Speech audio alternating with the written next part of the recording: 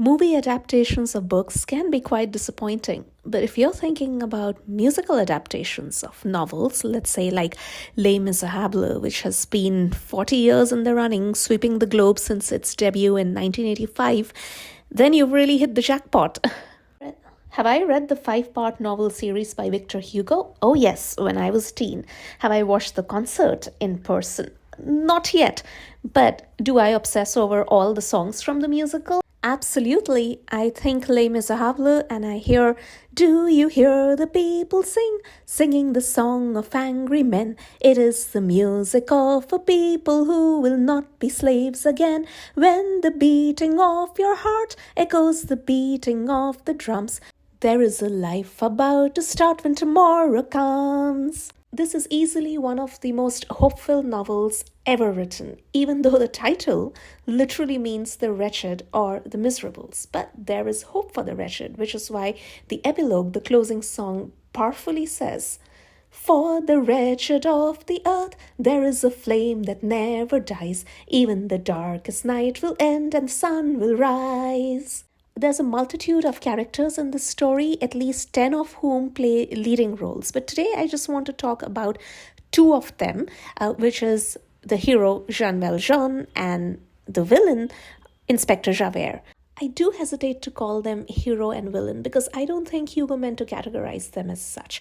I think he allowed each of his characters to make their choices, and that's what determined whether they lived heroically or villainously. Both Valjean and Javert are pious, and they have the same god, but not really.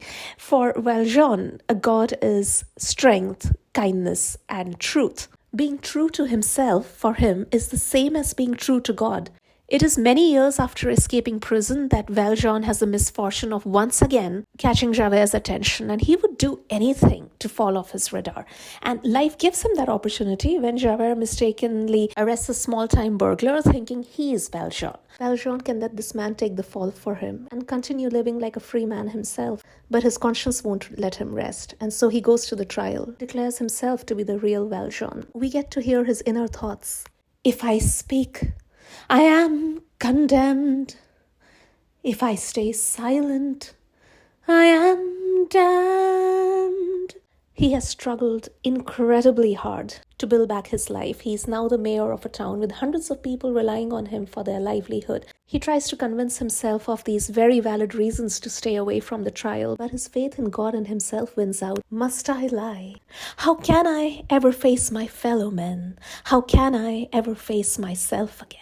My soul belongs to God, I know. I made that bargain long ago. He gave me hope when hope was gone. He gave me strength to journey on.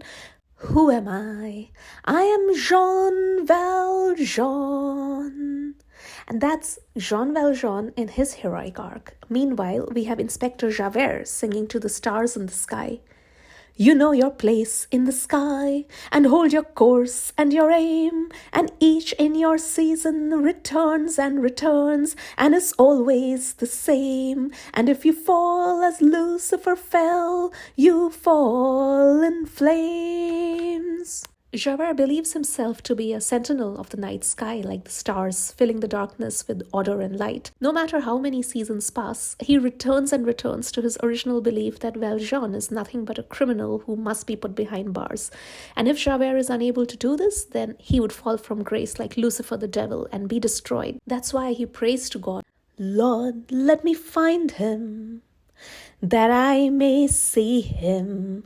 Safe behind bars, I will never rest." And this he swears by the stars. Valjean and Javert finally face off at the peak of the student rebellion and civil unrest. Javert is shocked when Valjean actually saves his life during the fights. He is shocked also to find that Valjean is risking his own life to save that of the young revolutionary Marius, who is his adopted daughter's lover. And he is shocked the third time when Valjean pleads with him to let him take Marius to his family on the promise that he will come back and turn himself into the police. He's just not able to reconcile this new vision of Valjean as an upright, good man with his previously held belief that Valjean was a criminal who deserved to be punished. It blows his mind. Damned if I live in the debt of a thief, damned if I yield at the end of the chase. I am the law, and the law is not mocked. I'll spit his pity right back in his face. There is nothing on earth that we share. It is either Valjean or Javert. But how long can his anger sustain him? I am reaching, but I fall, and the stars are black and cold as I stare into the void of a world that cannot hold. I'll escape now from that world, from the world of Jean Valjean. There is nowhere I can turn, there is no way to go on.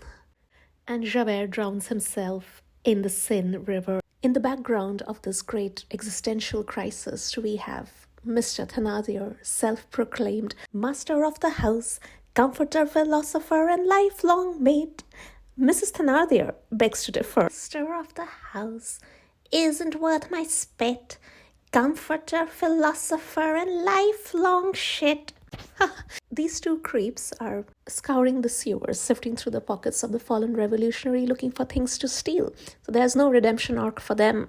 Kindness is a running theme throughout the novel, and it's a very clear message that there is no morality beyond the consideration with which we treat each other. This is beautifully expressed in one of my favorite lines from the novel. And remember the truth that once was spoken. To love another person is to see the face of God. I certainly hope we can be kind enough and conscientious enough to save ourselves any unnecessary heartburn. For this episode of my podcast, I reference Les Misérables, the Dreamcast in Concert 10th Anniversary Edition from 1995, starring Colin Wilkinson as Jean Valjean and Philip Quast as Inspector Javert. Thanks for listening in.